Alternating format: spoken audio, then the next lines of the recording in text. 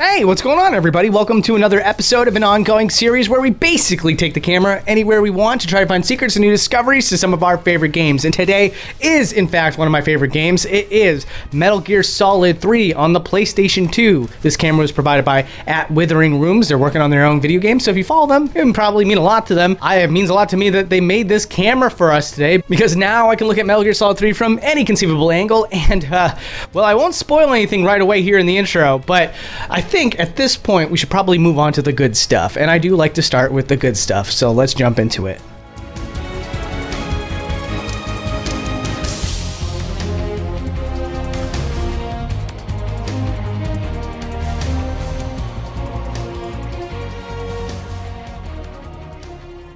So the first thing that I wanted to show you guys is something that's really freaking cool. Honestly, I thought for sure this was in the game somewhere, but it's not. This is a animation that's completely unused. If you look at this scene at the end of the game where Eva's talking about where she's duped Snake and she's sneaking out and stuff like that, there is an animation where she uses the unused door in this cabin and basically walks out. Now, the animation of her actually opening the door isn't quite right. She just kind of is like adjacent to the door and the door stays closed. But still, the obvious intention is there. She was supposed to use this room that never opens. And speaking of which, what is inside that room? Well, there is some stuff. I just wish that it was more exciting than what it actually is. But there is a foot rug as well as a ceiling light that dangles from the ceiling. So clearly at some point this door was supposed to open and that Eva was supposed to open it. But that never happened. Again, for the lower third, and I'll just show this clip again in case I already showed it, there's the original clip that shows you what happens during this exact time marker for this cutscene. And speaking of which, there are two rooms in this cabin that get completely unexplored. So here's the other one with an open door. So looking around here, you can see that there isn't too much else to this room, but I just wanted to dispel any mystery behind it because, I mean, everybody looks at a room in a cutscene and they probably think to themselves, what could possibly be over there? Well, now we know. And moving on from there, we're going to talk about the end. Now, the end does have something kind of cool going on. He also has an unused animation, but sadly, Metal Gear Solid 3 is a pretty tight ship that doesn't have a whole lot out of bounds. I definitely showed you what I think is like the coolest thing a second ago. But because it's a tight ship, there's another unused animation here with the end, but you actually lose his character model, but his shadow that is projecting what the model should be doing in this exact space ends up showing you exactly what you're supposed to be looking at. There was a little bit of extra animation at the end where the end was supposed to go limp. And who knows, maybe that was his original death animation, but they decided to really ramp it up and kind of make it honestly a little bit goofy. A little bit of extra unused animation here. We can see Eva crawling through the crawl space. And again, although her character model completely disappears, and I feel like if there was a way to turn off all this culling for these character models, we would find a lot more out of bounds, but that's besides the point. Here you can see the biker helmet showing us where she would be going if we could see the entire character model. She goes out quite a ways and crawls through the building itself, being a little boundary breaker herself, I guess. And the next one is a viewer request, and as always, you can follow me on my socials if you ever want to reach out and tell me what you want to see in the next episode. But for here, we got Snake, and a lot of viewers want to know if his eyeball actually exists underneath the eye patch. Now, I was a little bit surprised by this because in the cutscene where he loses his eye, he loses his eye. But the player model where you go around the game is a lot different. See, taking the camera inside here, despite the fact that he had that eye patch, will show you that he does in fact have his other eye. Now, the other thing too that I just want to point out is that you might see a sharp object inside a Snake. That's just an arrow that for whatever reason, I can't scoop it out with a knife anymore. It's glitched inside of his body and I had to do it for the rest of the run. Now, in this picture, you might remember Naked Snake holding this picture of Rykov. Well, I gotta ask you, where do you think he is when he's holding this picture? Would you ever guessed outside and sort of like floating in the air right above a fence? Because what the hell? Why on earth would you do that? And then I wanted to give you a close-up look at the Philosopher's Legacy because there are images, for whatever reason, on this little thing here. And it all seems to be rather undefinable stuff. I think the one on the lower right-hand side is a satellite dish, and the upper left-hand image may be an eyeball that's sort of squished down, like sort of compressed. But the rest of it just look like they're little barcodes. And I think a lot of people want to know what happens if you move the camera around during the Guy Savage minigame, and the answer, sadly, is that it doesn't work. But it removes the filter that makes it black and white, or sepia tone, whatever you want to call it. And you get to see the colors of the character, but it also removes a couple of key features from the character, like his hair. So I guess we get to see underneath his hair, and we also get to see the color of his coat and stuff like that. There is a video that just has a whole showcase of what this demo mini game looks like without the image filter. So if you want to see what it looks like in full color with all the enemies and stuff, I can leave a link to that in the video description down below. And then there's the famous ladder. You know the one where it plays Snake Eater while you're climbing it. And I wanted to do a zoom out to show you just how big the ladder is. I want to get the whole ladder in one shot. So in order to do that, it just looks really ridiculous.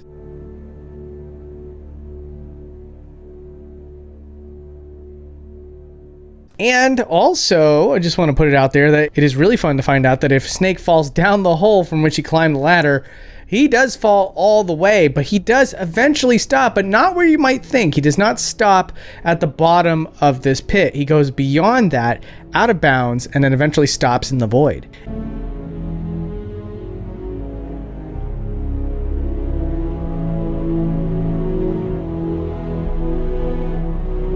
And now it's time to have a whole lot of fun showing you what you can find if you go into first person mode. Now the first one is if Snake is crawling inside of like a tunnel or something like that, or in this case, a tree log, you can see that his legs still exist. No guard will ever suspect a pair of floating legs that can clip through boundaries. Trust me, I know. And yeah, if you look left and right, the legs just sort of swing in whatever direction you're going. Here's another example when you're on the turret. Obviously, what you're supposed to see is just his hands, but taking the camera out will show you that his torso, neck, and head are all gone, but his legs and arms aren't. And when you move around the turret, oh boy, it's a lot of fun. It's kind of like being on a seesaw. Next up, we're going back to the end, and his eyes just kind of bug out of his head, doesn't it? Like, that's kind of like the weirdest trait of the end, I would say. And so naturally, I took the camera inside of his head to see if there was anything interesting going on with his eyes. And honestly, the end has something completely unique about his eyes that I was not expecting at all. Especially if a character that bugs his eyes out like it does, I figured there'd be extra care and attention to how his eyeballs are. But in truth, he does the whole double eye side thing. And for whatever reason, the pupil and the iris of the eye are completely missing on the inside. So it goes all the way up to that point, and then you can just see inside the eyeball itself. And I will tell you this, I've looked through many eyeballs in my time on Boundary Break, lots of very interesting techniques that are used.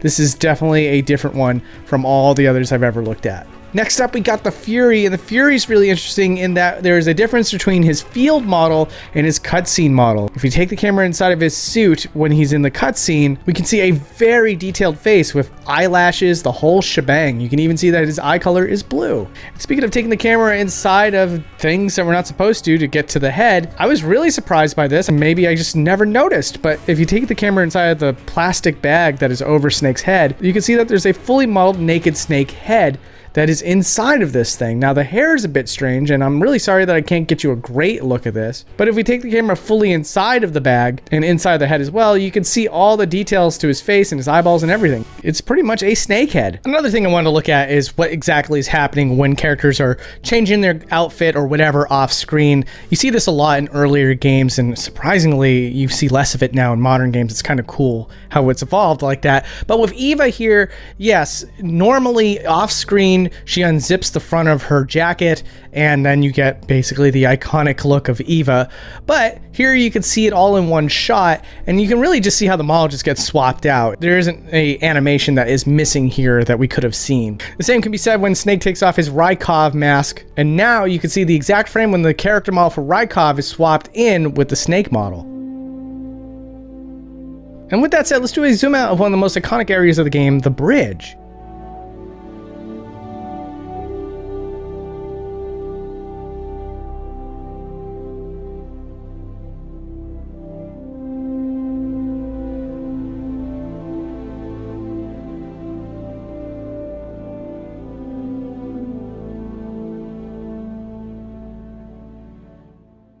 All right, so now we're going back to the final log cabin room that again is very inaccessible.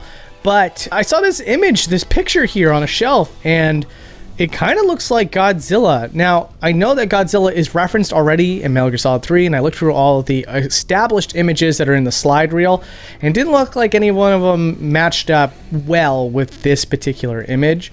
And I could be wrong completely about what this even is. I mean, it's really tough to make out in general, but like still, I see Godzilla. Am I wrong? I know that they have the rights to Godzilla in this game, so I mean, it's possible. And then there's Granin's office, which is only accessible during the cutscene. Otherwise, you're not really allowed to see what's inside this room. And what you see is what you get for the most part. But the one thing I did want to show you is that there's a private bathroom over here.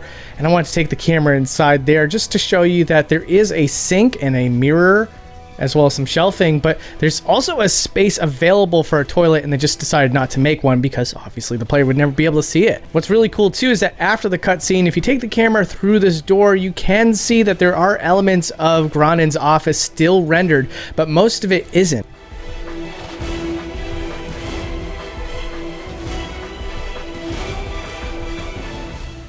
And with that said, let's do another zoom out of an outdoor area showing you just how richly detailed the world of Metal Gear Solid 3 is. It's really impressive for PlayStation 2. I just need to make that clear that for as many PlayStation 2 games as I have covered, the environmental detail, it's sort of like magic in Metal Gear Solid 3 because there's so much going on in any given zone, and yet it's staying stable. And now we're going to be talking about the fun nature of cutscenes and how they work in Metal Gear Solid 3. And for the most part, there's plenty of models and stuff like that that are stored while waiting for their turn to be put on screen. And when that happens, you can almost be rest assured that there will always be a version of themselves in a T-pose waiting for this to happen. This happens a lot with the guards and stuff. The guards are like thrown way outside the cutscene, and you can find them, if you're lucky, in a T-pose, usually clipping through the ground and stuff. But then there's key characters like the boss here. In fact, here's two versions of the boss, and what's really cool about this particular cutscene is that she's off camera talking, but even though that's the case, she's still in her T-pose, and her mouth moves to the dialogue, despite the fact that you wouldn't be able to see that. And here you can see the shadow of the end, which means that the character model is of course there, but just culled out. And you can see that the shadow has a T-pose, and we can even look at the exact frame in which the end gets unculled. During this brief cutscene with the Shagohod, you can see all these different engineers that are also in a T-pose. And there are many, many more instances that I'm just not even sharing right now. Anyways, towards the end of the game when you're facing off against the Shagohod, Colonel Volgin has many scenes inside of the Shagohod. And although these scenes are incredibly brief, so it becomes really hard to get a good look at everything that's going on, the one thing I did want to show you guys is that if you pan the camera out, you can see that the interior shots of the Shagohod are actually stored well outside the boundaries, and it has its own rendering separate from the Shagohod vehicle itself. Anyways, with all that said, let's do a zoom out of the River of the Sorrow, and I'm picking this one in particular because it actually has a sky dome, which is kind of uncommon for this game.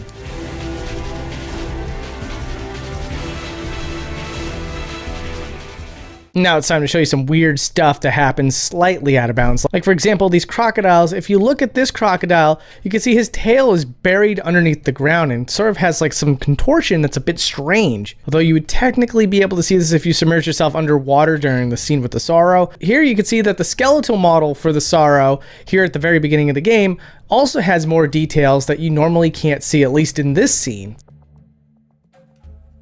And then there was another viewer request. They wanted to know what happens when Snake gets fully submerged underneath the quicksand. What happens to his character model? How deep does it go? Well, here's your answer. It's actually really not that far below the line of the quicksand. And then when you're in the underground cave, I wanted to show you that the peaking of light that happens throughout this area are actually just giant glowing white squares, which is a really cool effect. But even more cool than that is that some of these areas that are just trying to bleed out light for you, like the end of this cave tunnel, is a massive, massive orange box in order to pull that effect off. In fact, there's some areas where the box containing the little biome to kind of lead you into the next area can be larger than the map itself. But now I want to move on to some of the bonus stuff that you normally have to like press R1 in order to even catch. And I want to show you what it looks like from another angle, like Eva doing Ocelot's little pose here. This is what her expression actually looks like when she's doing the pose. So we can't see any hints of her mocking him in any sort of way outside of just the gesture itself. Also, taking the camera inside of Eva's head can show you that she has weird fangs underneath. It's not really fangs, it's just sort of geometry clipping, but this imagery here is just too good to pass up for my audience, so you're welcome. And then I wanted to show you the escape plane from Out of Bounds. Now, you could just barely see this in-game, but taking the camera over here can show you that the plane is fully modeled, despite the fact that the water and everything else that it's resting with is not.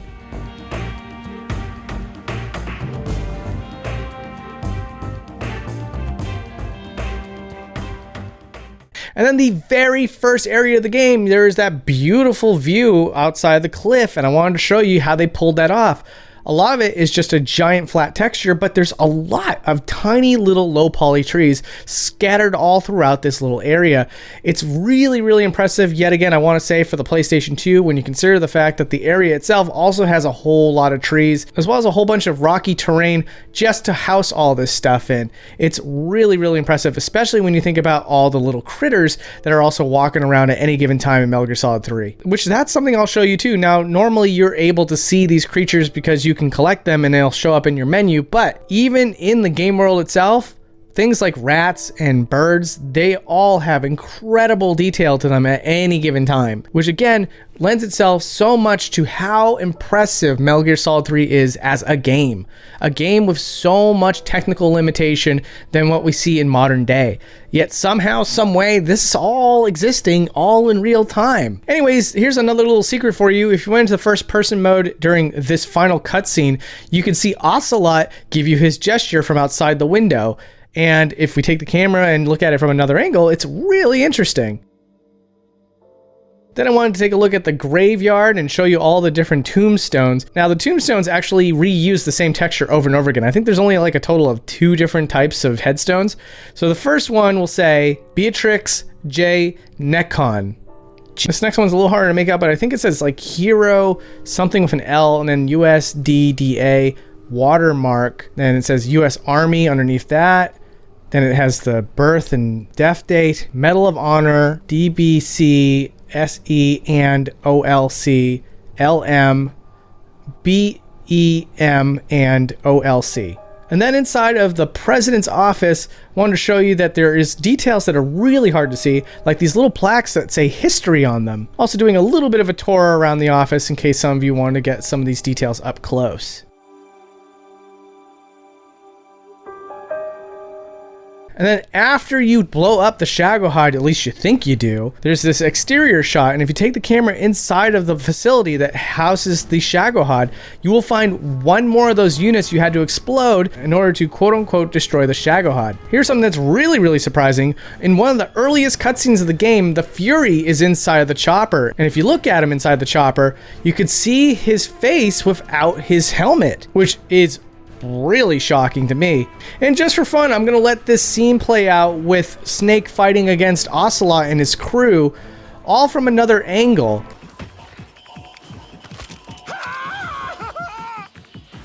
Major! Leave it! Shoot the other one! Whoa!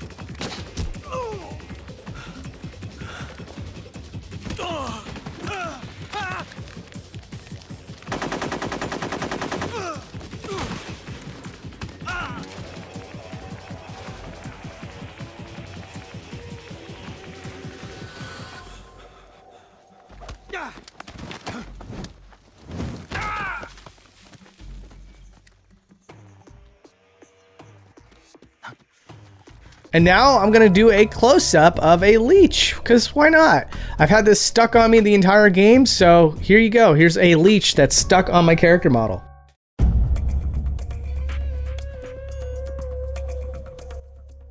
And then here's something that's really, really cool. This is great for all of you environmental artists out there. A lot of the effects that are pulled off in Metal Gear Solid 3 are done with transparency and then objects underneath. So for this scene, they wanted the metal grating to sort of have like a little bit of a sheen to it. And in order to pull that off, again, some of the metal grating is actually just transparent. And then underneath that are these textures here that end up peeking through the holes. And so, as a result, you get something that looks really, really impressive when in fact, it's just some really, really simplistic tactics. The same happens in this facility's bathroom. If you look underneath here, you can see like all sorts of white lights. What's really weird about this one in particular though, is that you can see literal ceiling light models underneath even that, which I guess is actually casting a real light above it, but I don't know how effective that actually is. Maybe it's sort of like in-game lighting the inside area here because I don't really see it, but I guess that's probably what it's doing. And then in the sewer area here, there are some walls that you would just think like, whatever, man, this is just a wall. But no, in order to get like this sheen effect on this wall that is supposedly being cast by this wall light, it's once again using the transparency effect. And on the other side of it is a big old dome that is creating that effect. Again, the developer's just going above and beyond in order to make this game world amazing. And then this is something I really wanted to show you guys. A lot of people want to know what it looks like when they have that scene when you're trying to get rid of the tracker on Snake. It's supposed to be like a gag that you get rewarded with if you keep the tracker on you this whole time, and everything's cast on a shadow. But if you take the camera over and you try to see what the character actors are actually doing, you'll find that there's actually another set of actors that are culled out, sadly. So we can't see what they're actually doing, but instead we can see what the real actors are doing this entire time, which is nothing like what's going on with the shadows. Anyways, if you're new here, make sure you hit subscribe and check out a previous Metal Gear Solid episode that actually had the voice of David Hayter do the intro of the show. It's really cool. And if you're old here, check out Shesez the News. I finally found my comfort zone with that channel, and I think you guys will really, really like it. I'm just talking about video game news and stuff like that. I've been having a blast with it, and I could really, really use your support over there. So that'd be amazing if you could do that. I'm gonna have links to that down below. And if you want to support the show financially, Ko-Fi is available now. I just set that up, so if you're interested, links down below like before. Anyways, thank you guys so much and take care.